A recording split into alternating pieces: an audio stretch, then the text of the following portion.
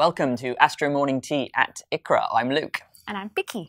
And this week we're going to be telling you all about the weird and wonderful goings on in the world of science this week. So Pikky, what are we talking about?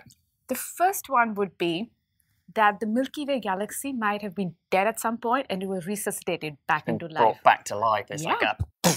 Yes, somebody gave it a nice electric shock and it's just back to life. So how do we know this? If we study the metallicity of stars in a galaxy around our solar system, we might be able to see two different kinds of metallicity groups. So there is one which has high iron and there's one which has low iron, which sort of tells us that they may be born in different phases of the galaxy's life. Yeah, so what happens is if you measure the metallicity of stars, it actually relates to how old they are. So you can look at all the local stars and you see these two distinct populations, one that looked like it formed a long time ago and one that looks like it formed relatively recently. So you think that the Milky Way went crazy and formed all of these stars really, really quickly and then died and didn't form any new stars and then suddenly peaked back up again. So the Milky Way's been saved once. Oh, and was the peak back, you think, triggered by supernova explosions? It could have been, yes. So supernova explosions. Yeah, you also get these galaxies where basically the galaxy exists with a load of gas in it, which is rotating, and this gas condenses down and forms new stars. So you can have an injection or accretion of new gas, which forms new stars and bursts off this activity again. So supernova explosions might be the reason that our galaxy is alive right now. Yes. Oh, interesting. Cool. So what are we talking about next? Haha, International Space Station.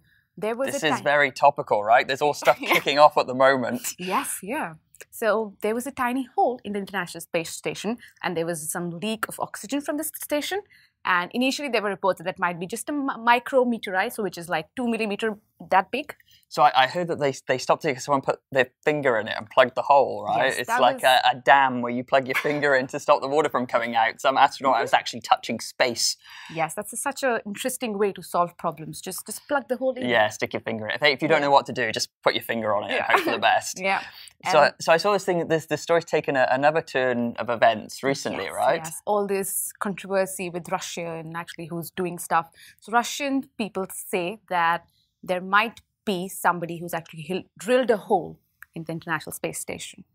Yeah, so I saw they don't know whether it's an accident in the factory that someone's covered up or it's an astronaut that's drilled a hole. It seems really far-fetched. But I think they released a photo of the hole, basically, and said that it was this micrometeorite thing. And then people on the internet, with their combined wisdom, basically said, that doesn't look like a meteorite hole. That looks like someone's drilled a hole through the side. And then the Russian Space Agency basically said, yes, this looks like someone's drilled a hole. So pending further investigation, we may be back next week telling you more about this. So astronauts on the International Space Station might be dumb enough to dig their own graves? Yes, I know. I'm sure somebody in space would not drill a hole in their own satellite that they're living in. Yeah, that would be a little too much. The question. The shock. Well, so the question today is, why don't we fall into black holes? And it's being answered by Dr. Clancy James. The unique thing about black holes isn't that they're massive, it's that they're dense.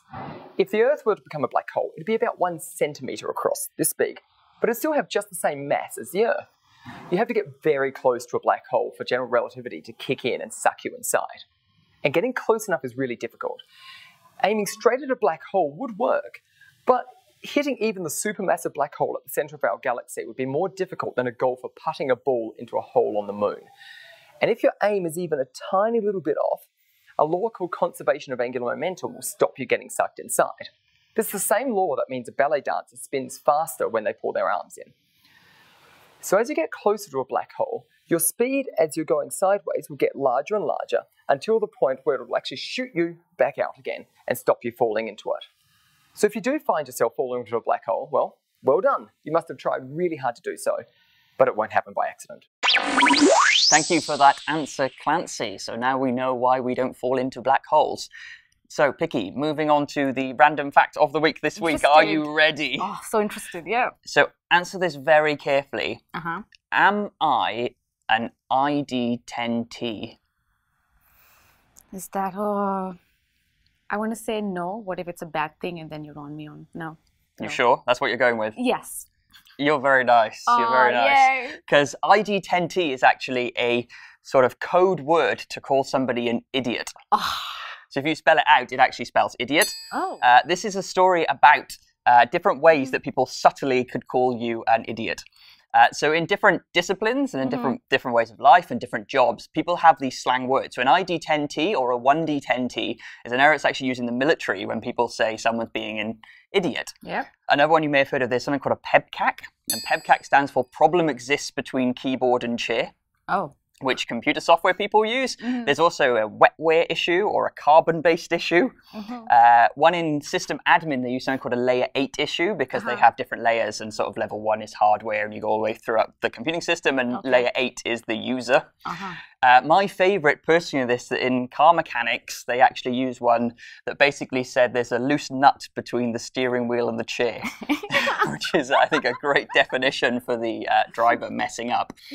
So if someone's calling you one of these things, you may want to watch out because they're subtly calling you an idiot. All right, and now I have all these nice ways in my dictionary to call other people idiots. Yeah, you can subtly go behind people calling them names. It's very helpful in a workplace.